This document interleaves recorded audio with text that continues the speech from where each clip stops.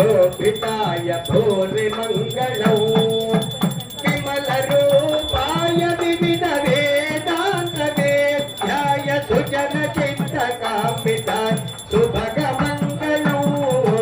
रामदास हृदल हृदयतामरसनिवासाय स्वामि भद्रगिरिवराय दिव्यमङ्गलम्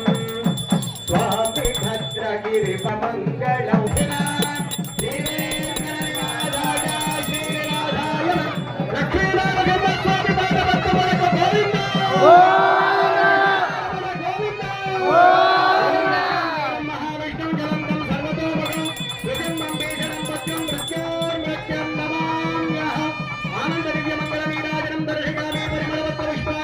समर्पयामि